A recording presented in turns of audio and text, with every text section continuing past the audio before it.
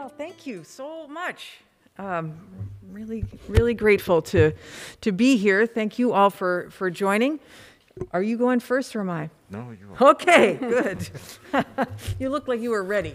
So always ready, probably, right? Thanks everybody for joining us, and I really want to thank Howard for hosting in this beautiful space at this critical moment, and for such a critical topic. And the topic, of course, is expanding our pipeline of diverse talent in STEM. And so glad that everybody is here. It's a huge priority for the Biden administration. The data makes it clear that we need diversity in science, technology, engineering, and math. There was a Pew research that was recently released that says that Black and Hispanic Americans make up 11 and 17% of the country's workforce, but only 9 and 8% of all STEM jobs. And of course, at the Department of Energy, we have 17 national laboratories. We are the solutions department in the federal government with respect especially to climate and energy. And so we really want to see a diverse pipeline of our future workforce and our problem solvers and scientists, and so really excited to be here. Just 15% of the nation's engineers and architects are women. Now, 40% of our physical scientists are women, so that's good progress, but we still have a ways to go, and there is certainly not enough diverse talent coming up behind them. So Black and Hispanic students, along with women, are underrepresented, as you all know, because we're going to have this conversation, in bachelor's and master's and doctorate programs in STEM fields.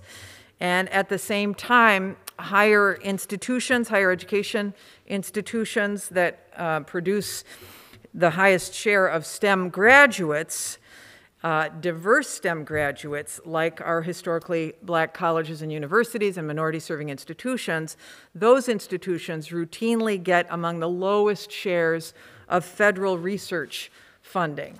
So that is a problem, and the consequences, as you all know, are significant. We're missing out on, obviously, untapped talent, but it also leaves us with this narrower innovation and solution path, because we see what happens when our focus is too narrow, because the inputs are too narrow. We see it in artificial intelligence, for example, when early voice recognition software could not identify women's voices because the pitch was higher. We see it in facial recognition software all the time, right now even, where Black people are 100 times more likely to be misidentified than white people, which of course has huge ramifications in all sorts of realms, but particularly at a moment when we're talking about criminal justice and people being misidentified. It happens when you don't have the right people at the table, when you don't have a diverse collection at the table, things get engineered in a way that misses out. And so, for example, safety features that the auto industry, the car industry, they engineered those safety features around an average male body, and that causes women to be, even today, they stopped doing that in 2003, but today, because of used cars, et cetera, women suffer 73% more likely to be injured in a car accident because of that engineering blind spot. We cannot abide blind spots like this, particularly as we work toward our transition to clean energy. This administration is really committed to making the transition to clean energy an inclusive transition, offering benefits to every community, because not every community has benefited up to this point. In fact, some communities, particularly communities that are Indigenous and Black and people of color, have disproportionately been negatively affected by pollution. And so we want to make sure that voices are at the table that are representative of communities who can benefit from this transition. The Department of Energy is committed to bringing that variety to America's research and development efforts, and that, of course, starts with STEM at HBCUs and minority-serving institutions. So today, the announcement is that we are announcing at the Department of Energy $17 million for STEM projects and internships, including those at HBCUs and MSIs. And today, Dr. Yan is the beneficiary and his team of one such award, $400,000, studying how we can harness electromagnetic energy, which is the stuff that you might use from your microwave or when you send text messages, but he's going to use that energy to turn fossil fuels into methane, like methane, into low-cost hydrogen. And so we're going to hear from him about that, and I'm going to ask him to speak in English that my 86-year-old mother will be able to understand. And that's just one of several funding awards geared toward HBCUs and other minority institutions, minority-serving institutions that we're giving out today. We're also, in addition to the grants, we are also announcing 3 major summer programs that will involve internships. So 900 internships today through DOE's national labs. Nearly 180 of those internships will go to students from minority-serving institutions and community colleges. We're excited to give these students hands-on experience at our national labs. And for Howard University sophomore Justin Walkup, that means bringing his civil engineering studies to life at DOE's Argonne National Lab, which is in Chicago, where he's going to analyze what goes into manufacturing and recycling clean energy technologies and how we can make those processes better for our environment. Our national lab staff is also going to collaborate on research projects that are run by nearly 60 students and faculty members from minority-serving institutions, including Dr. Sonia Smith, who is a mechanical engineering professor at Howard, who will be working with DOE's Brookhaven National Lab in New York to research thermal management systems for batteries. Dr. Smith, by the way, was the first African-American woman to earn a PhD in mechanical and aerospace engineering from the University of Virginia. This administration wants to make sure that countless more follow her, and we know that means giving far greater support to far more students than just the 180 getting internships today. And that's why the American Jobs Plan calls for investing tens of billions of dollars to eliminate the racial and gender inequities in STEM. The president is committed to making sure we have that pipeline and is eager to put money where the mouth is, to open up equitable access to federal research funding, to boost collaborative ties between DOE's national labs and our HBCUs, and to turn those institutions into STEM powerhouses, molding the brilliant minds that we need to lead in the 21st century innovation. And we know that we're at one of those STEM powerhouses right now. So it's the honor of my life to serve a president who has embraced advancing racial equity as a core tenet of his administration. We know that who's at the table matters, and I'm so delighted to have at the table with us today.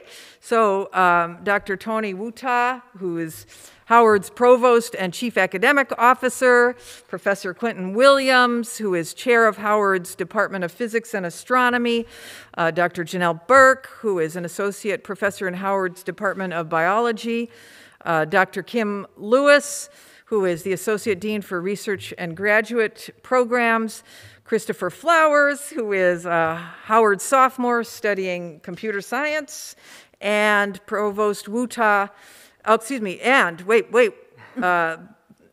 course, the man of the hour, but before we dive into our discussion, I want to give Dr. Yan the floor to tell us a little about his research. We're super excited to be awarding this your team a $400,000 research grant. So tell us a little bit about the importance of innovative hydrogen production and what it means for Howard to play a role in this critical research. Sure. Thank you very much, Madam Secretary, and good morning, everyone. So it is actually my great pleasure and honor to be here today and be a part of this important conversation on DOE's American Jobs Plan. So first of all, I would like to thank the Department of Energy for supporting us in this very important research of innovative hydrogen production. And I also would like to take this opportunity to thank my department, my college, and my university for their support of my research. And in particular, I want to mention and acknowledge the support and assistance from my colleagues at the Research Administrative Service, RAS, for their assistance for me to prepare and submit this winning proposal. Okay. So as everybody knows, fossil fuel now comprise about 80% of global primary energy demand. And energy system is a source that is responsible for approximately 2/3 of the global carbon dioxide or CO2 emission. So in order to reduce this CO2 emission, it is critical for us to replace fossil fuel with some other clean energy sources. But when we talk about clean energy, what comes into our mind usually is something like solar energy, wind, and/or nuclear energy. But if we take a look at the bigger picture of clean energy sources, fossil fuels are not excluded, by which I mean we can convert fossil fuel into hydrogen, which is a form of clean energy. When it burns, it gives us energy and produces a byproduct, which is H2O. And by the way, that is more commonly known as water, right? So it's obviously a very clean energy source. So, but the problem currently is the production of hydrogen is still too expensive to be affordable. So in this research, what we're going to do is we aim at developing novel methods that use electromagnetic energy to assist, by which I mean to initiate and sustain the fossil fuel to hydrogen conversion. Okay, so our goal here is targeting at high throughput and high yield, low cost hydrogen production so that hydrogen will become eventually affordable to the energy system and also to broad public.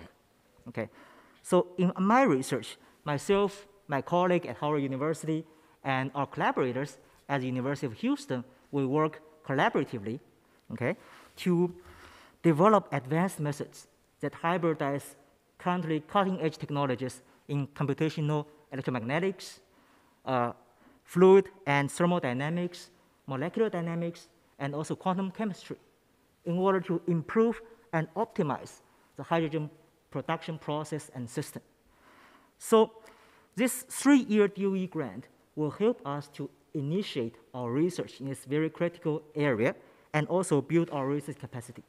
And more importantly, it also provides us with necessary resources to support and educate several graduate students and undergraduate research assistants for them to participate in the learning and research of this very important topic. And also, since the focus of this particular DOE program is not only about research, but also about education and training of our next generation skilled and innovative workforce. So I also would like to share some of our thoughts and practice in this regard. Okay. So I think education of our next generation is a topic that's too big to be addressed by a 3-year program. But we would like to leverage this grant as an initiating opportunity to foster the long-term partnership between us and the DOE, such that we can together achieve our ultimate goal. So Howard University, I think, is very uniquely positioned and has contributed, and I believe will continue to contribute to the education of African American and other underrepresented minority students. So currently, I'm leading an effort to build a center for research and education aiming at broadening participation of African American students and other minority students. So the idea is to be led by Howard University, and we have the participants from multiple sectors, including several well-known universities, national labs, and also industrial companies. And more importantly, we have committed participation from District of Columbia Public Schools, DCPS, and our own Harvard University Middle School of Mathematics and Science. So collectively, we have designed this center where we centered around a key research topic, let's say innovation in clean energy production or hydrogen generation, and around which we designed comprehensive and inclusive education programs that target at students at all levels.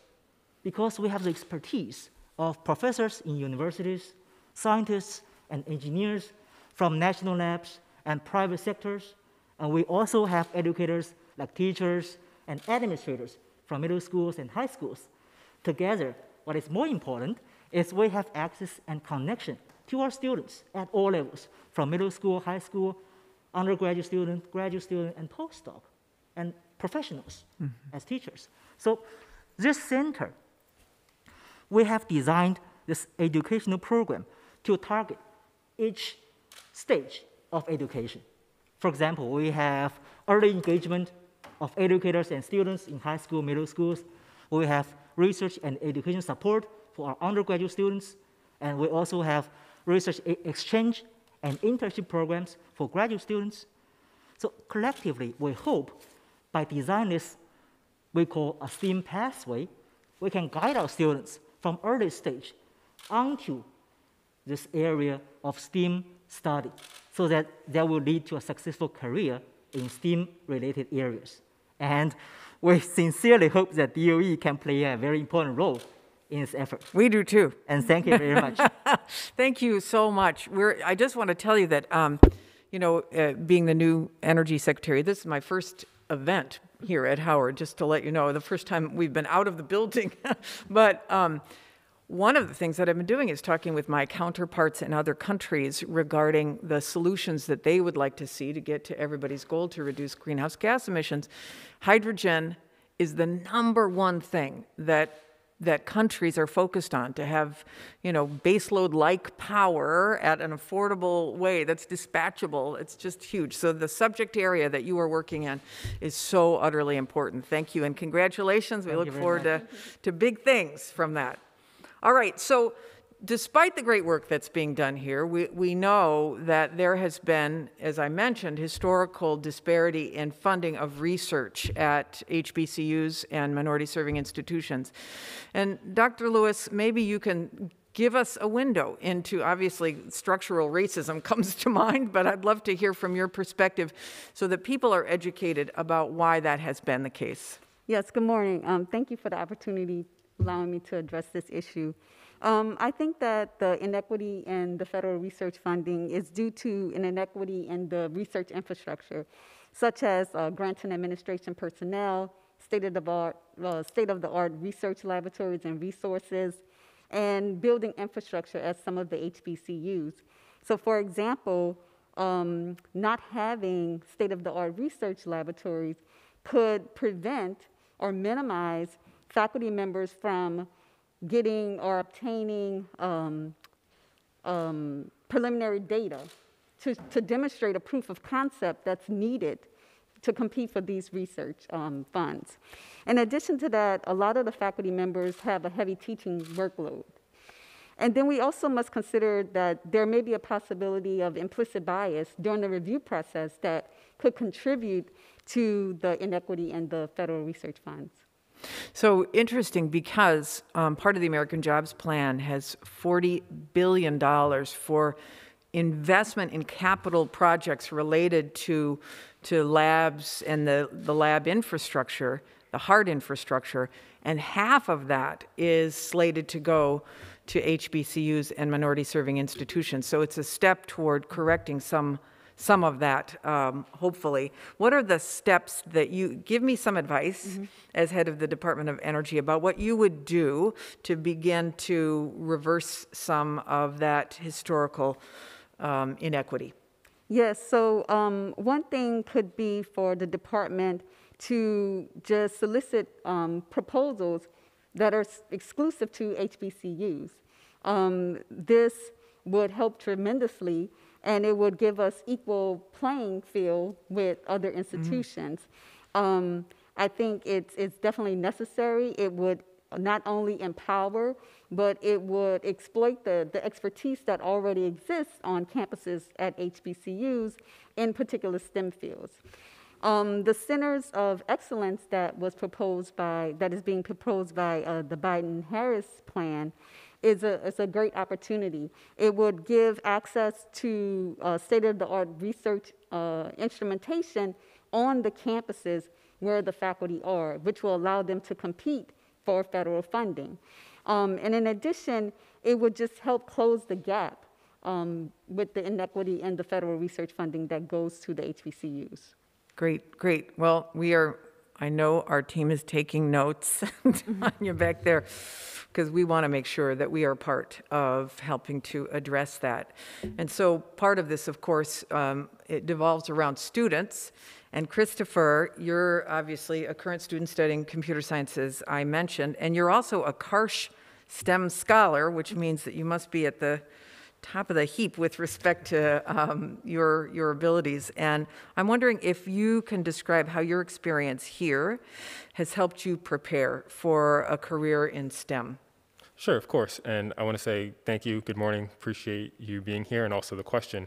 I want to answer that question in two parts. So the first part being related specifically to opportunities, which we've kind of already had this discussion about.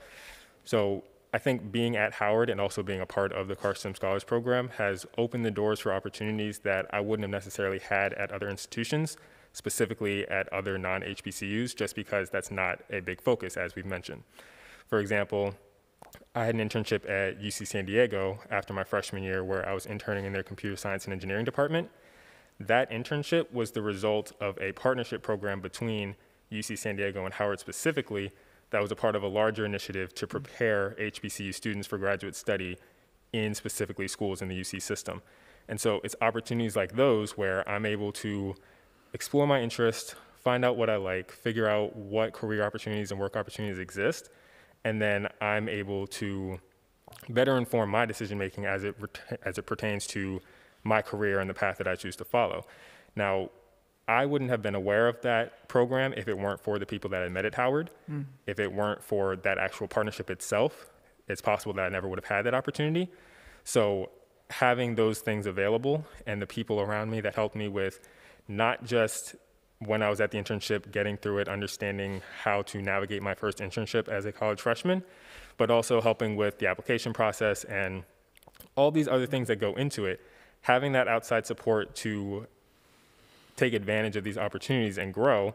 And then that kind of ties into my second part, which is related to community. So the people that I've met at Howard, whether it be faculty and staff, whether it be other students, I know that I have people around me that if I run into a roadblock, I can refer to them for support.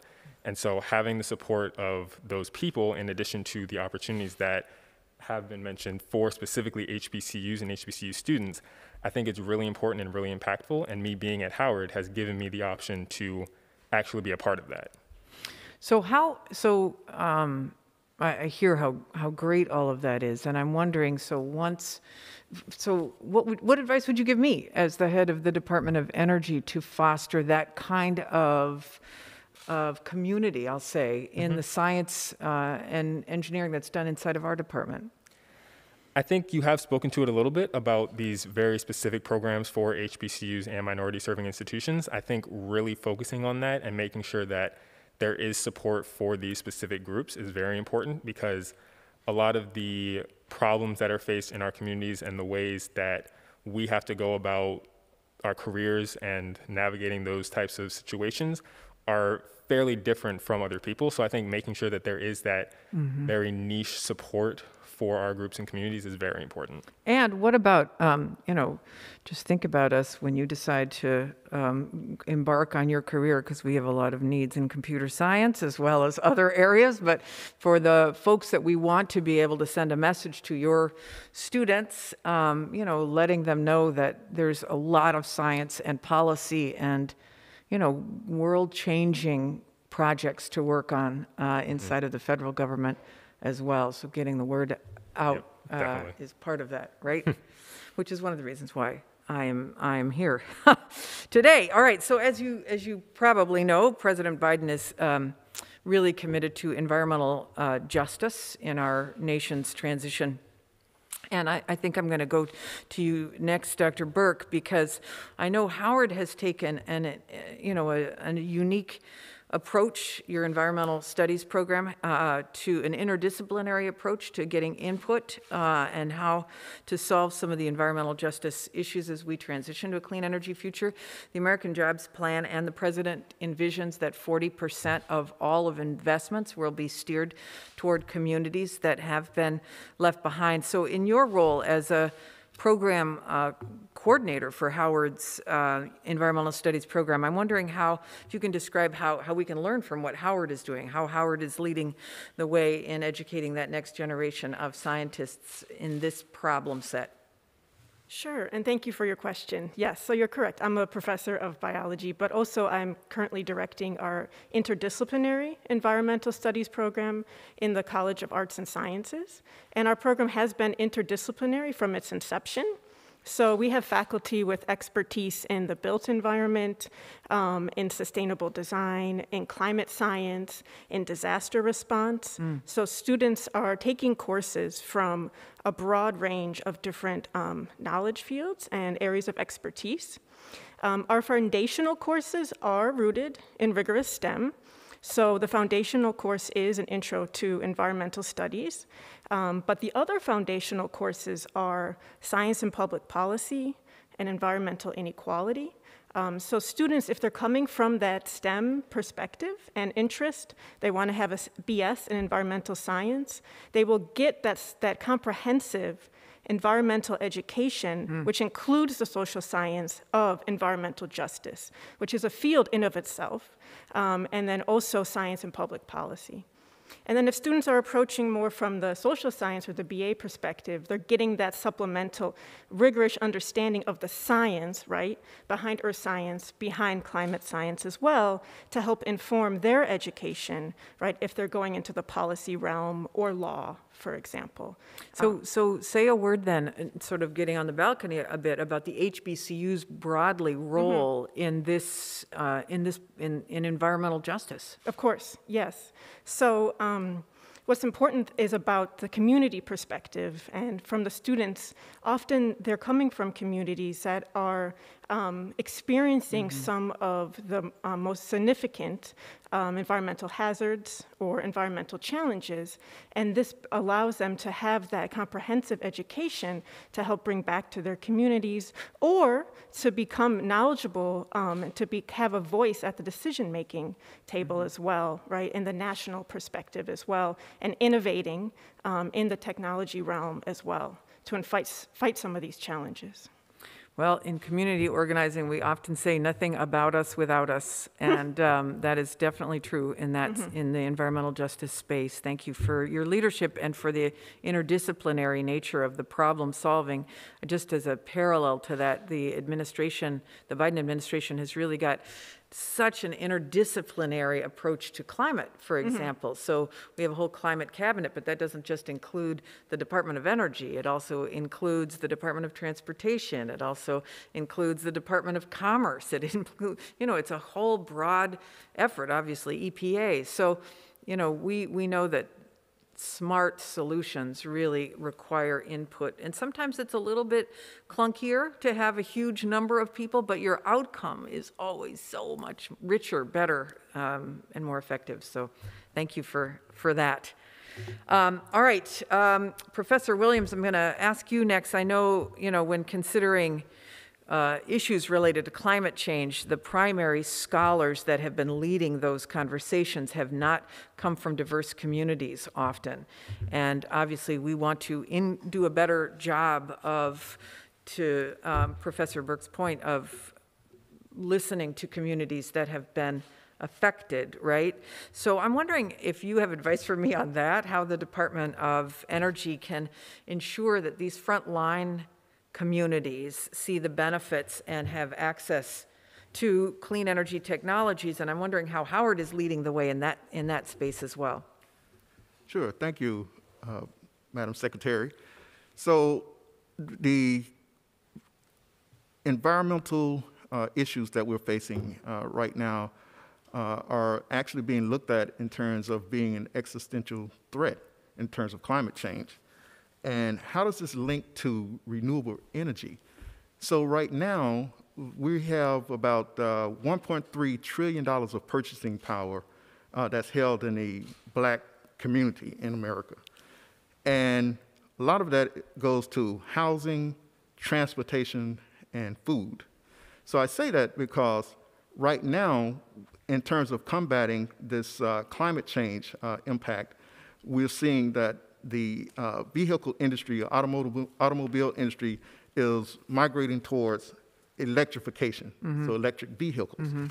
And since there's so much money that's being spent on transportation, this is a multi-trillion-dollar industry that's growing up before us right now, and not in the future, but the future is now.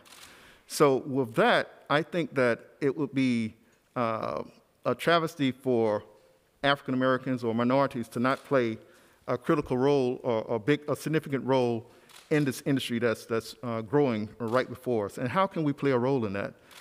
Find an entry point in the value chain. So we go from source materials to the research, science, and engineering and development, all the way to the marketing and sales of vehicles, to even the recycling of the batteries that go into it. The batteries are the key component for the electric powertrain. There are a lot of problems that still need to be solved associated with battery technology. So what we're doing here at Howard University is that we have a battery laboratory, and we also have colleagues working in chemistry and engineering who are looking at several of the issues associated with batteries and making advanced batteries using high technology materials like graphene and carbon nanofibers and et cetera. So the Department of Energy, I'm glad to hear that they're going to be investing into these R&D infrastructure programs and initiatives at HBCUs, can really link together with HBCUs, industry, and the national laboratories, and put this infrastructure in place so that not just few tens or hundreds, but thousands of minorities can get engaged with training to be positioned to take jobs in this new economy that's going to be built on electrification of vehicles. 1,000%. So say a word then about the barriers that currently exist to students participating or the new graduates participating that we need to knock down. Yeah, so when graduates go into the workforce, enter into the workforce from HBCUs, about three things. One is they have to deal with the issue of credibility and credentials being brought into question. Oftentimes, the hiring managers of these corporations or entities are not familiar with HBCUs. So immediately, they begin to kind of question, well, you know, what is going on with this.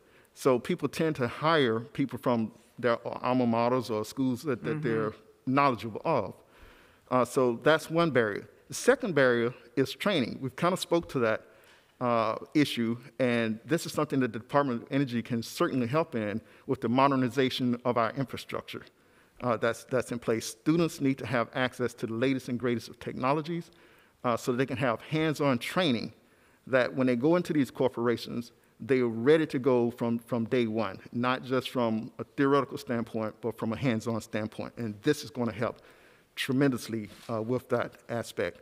And the last issue is socialization. Oftentimes, students from the HBCUs will enter into the corporations, and they may feel a sense of isolation. That's a big issue. And what are these corporations doing about it? Some of them have affinity groups where they bring individuals from like ethnicities or what have you together to try to alleviate the feeling of isolation. So these are some of the three big issues that students face once they graduate from HBCUs and enter into the workforce. Great. Well, Provost, you are dealing with this all the time. Being a provost, it's your experience in this is really valuable. I'm wondering if you can say a word, you know, obviously after Christopher's advice, et cetera, if you can say a word to me, given all of this input about what you would do if you were me, essentially, at the Department of Energy, and maybe a bit of your perspective on how HBCUs are helping these students to achieve what Professor Williams has just described.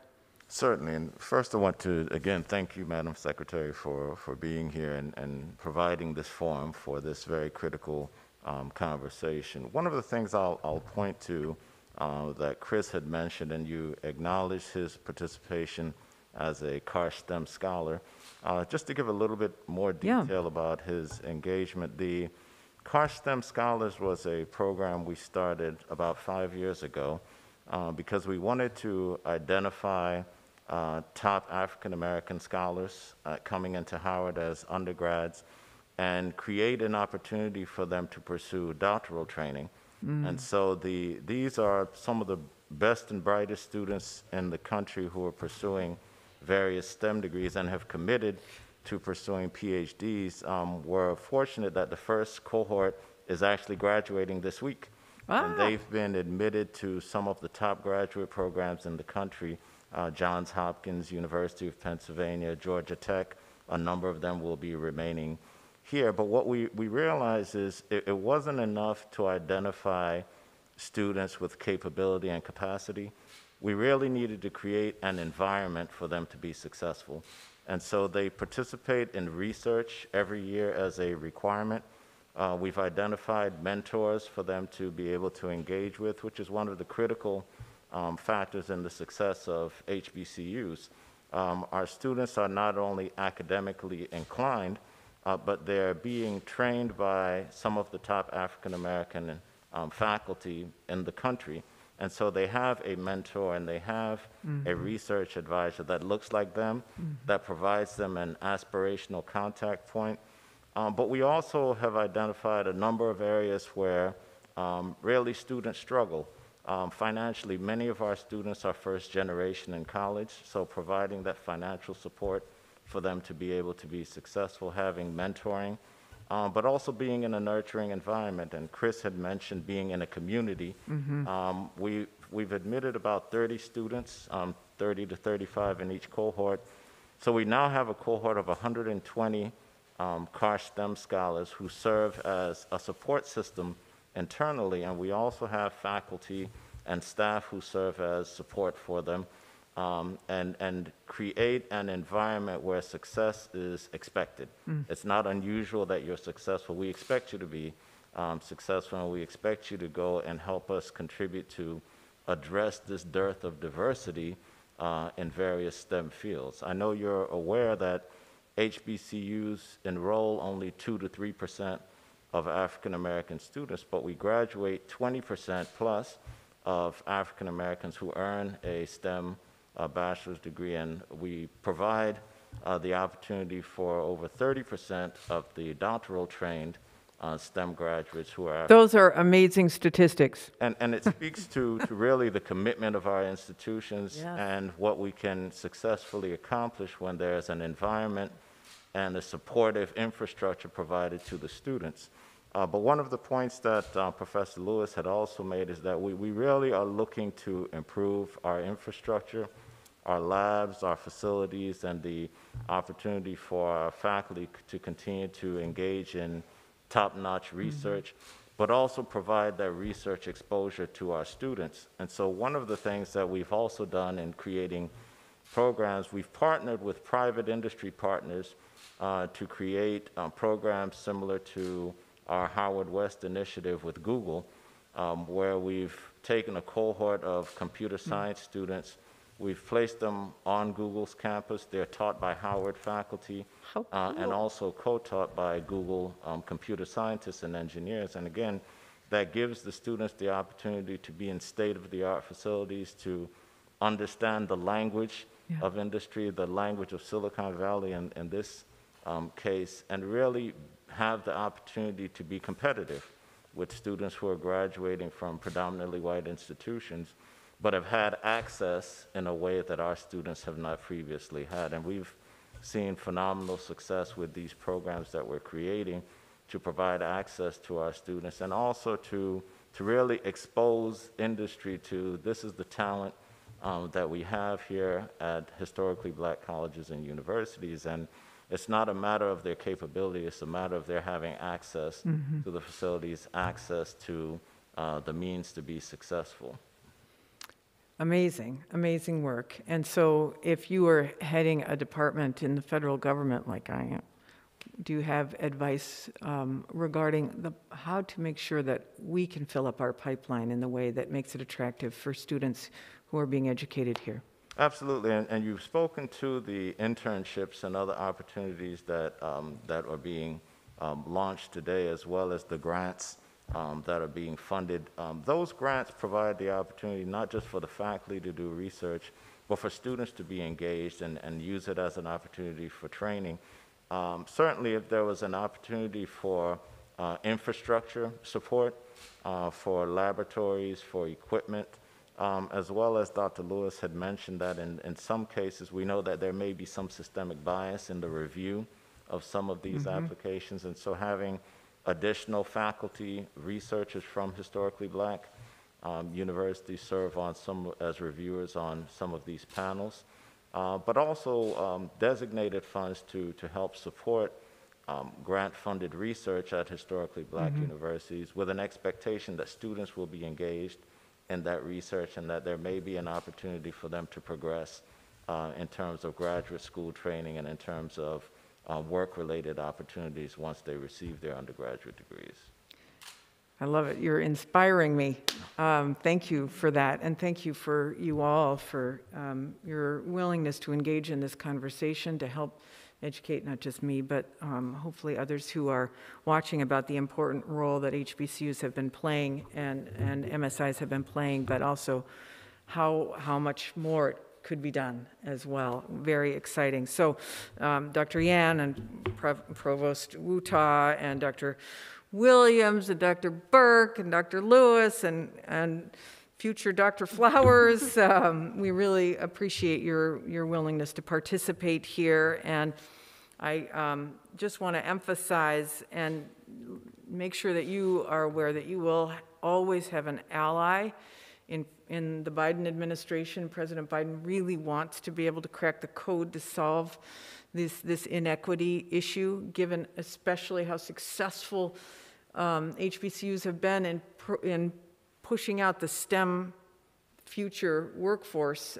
We just want to make sure that opens up even more broadly. And certainly as long as I'm serving as Secretary of Energy, we've got 100,000 people on our team, 100,000 soldiers in the battle with you. So thank you so much for this opportunity. Thank you all for coming, very enlightening, and thanks for allowing me to launch my first visit outside of the department. Really appreciate it. Thank you. Thank you. Thank you. Awesome, great, Thank you. thanks.